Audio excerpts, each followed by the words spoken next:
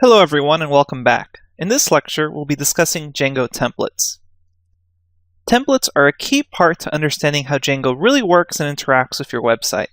Later on, we will learn about how to connect templates with models so that you can display data created dynamically taken straight from your database. However, for now, let's focus on the basics of templates and later on template tags. The template will contain the static parts of an HTML page, parts that are always the same. You can think of it almost as the scaffolding or skeleton of the page. Then there are template tags, which have their own special syntax.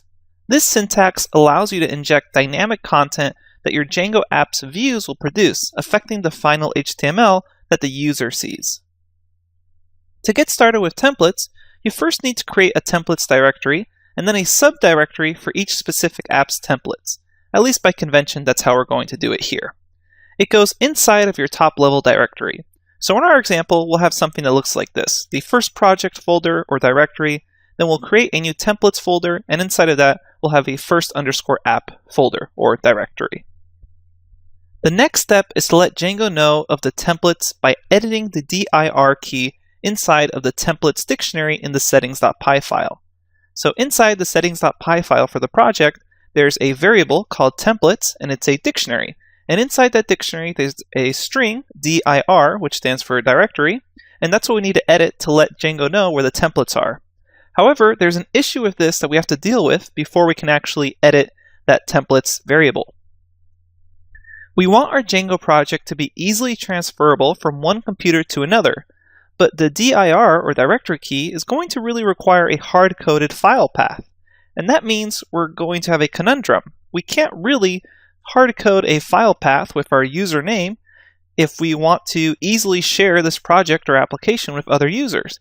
And then we have the whole issue of different operating systems. Someone using a Mac isn't going to be able to use the same file path settings as someone using a Windows computer. So the question is, how do we actually resolve this? Well, this is where the power of Python comes into play. We can use Python's OS module to dynamically generate the correct file path strings, regardless of whosever computer you're using or whatever operating system you're using. If you want to check this out, you can import OS with Python and then try out something like the following: print __file__, or print os.path.dir name and then pass in that file tag. And we're going to actually show you examples of this right when we're done with this presentation. But we're going to be using this OS module to feed the path to the dir key inside of that templates dictionary. Once we've done that, we can create an HTML file called index.html inside of the templates first app directory. Inside this HTML file, we will insert template tags along with normal HTML. These template tags are also sometimes known as Django template variables. These template variables will allow us to inject content into the HTML directly from Django. Now, as a quick note, these template tags can be a little intimidating for beginners. And the reason for that is because they don't look exactly like HTML, and they don't look exactly like Python either. They're kind of this new pseudo mix between the two. So they're a little intimidating at first, and you may find them confusing when you're first dealing with them. But don't worry, we're going to be working with them often enough that by the end of this course, you'll feel really comfortable calling template tags.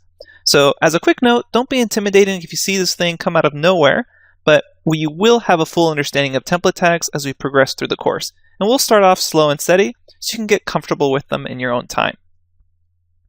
So this is now starting to really reveal the power of why we should even be using a web framework.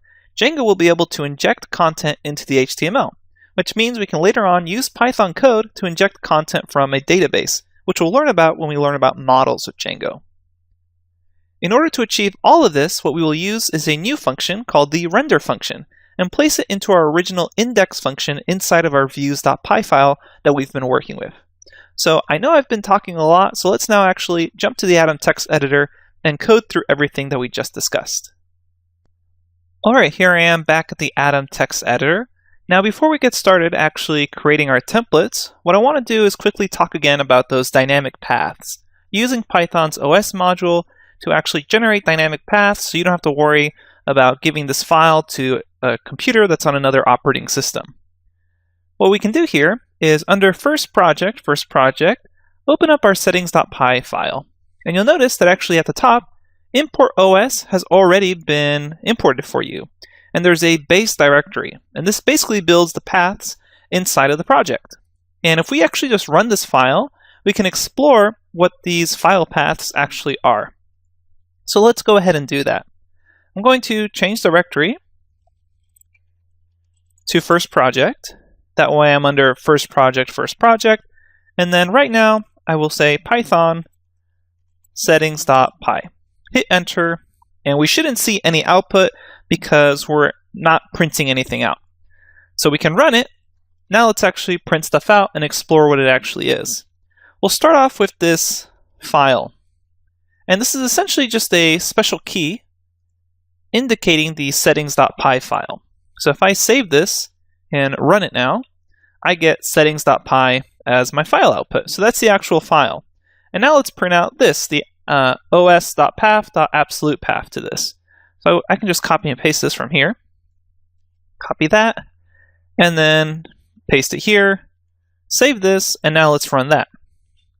And here we can see it printed out my actual full file path. So here I'm under C, users, my name, desktop, my Django stuff, first project, settings.py. And this is the sort of thing we're going to be using to actually feed in file paths. So we will feed them in directly from Python instead of typing out something like this. And then finally, we can see what this base dir is. So this whole thing has been set up as a variable already, conveniently for us, so we can use it later. And I'm going to save this and then actually just print out base directory. And we can see here when we print out the base directory, it prints out the directory that leads directly to the first project. So this most upper directory. With this base_directory variable, we can use it to conveniently call our new templates directory that we're about to create. Let's first create that directory and then show you how you can create the template directory. Under the top directory of first project, I will right-click and then add in a new folder, and I will call this folder templates, all lowercase. And here I can see I have a new templates folder. Right now, it's empty. And then I can use this base directory and add onto it templates. Now you may be tempted to do something like this as a simple add-on. Maybe / and then templates. But that's actually not going to work for many reasons. One is stuff may be treated as an escape character. And two, this isn't going to work for all operating systems. If you're on a Linux or Mac, maybe your / will go the other way, etc. So what you're going to do is use os.path.join to actually join these two. So we're going to put a comma here, and now instead of calling print, I will call os.path.join. And this will actually join these two together. And let's show you what that looks like when I say print. I'm going to save this, and then run settings.py again. And here I can see the full directory for my local machine to that templates folder.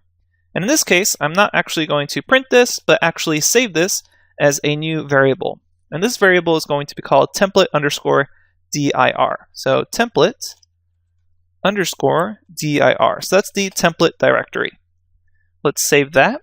And then we're going to edit the directory. So if we scroll down here, still in the settings.py, I'm going to go past the installed apps, go past the middleware, and here under templates, I'm going to pass in for the directories. So remember, this is just essentially a dictionary type object, and here's this key, directories.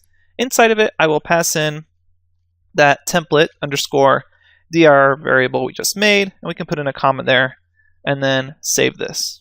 All right, so here we have everything set up, ready to go, with the paths going to be concatenated correctly. Now let's move on to the next step of actually adding a template. Within our template directory, we're going to right-click, put in a new file, and we will call this file index.html.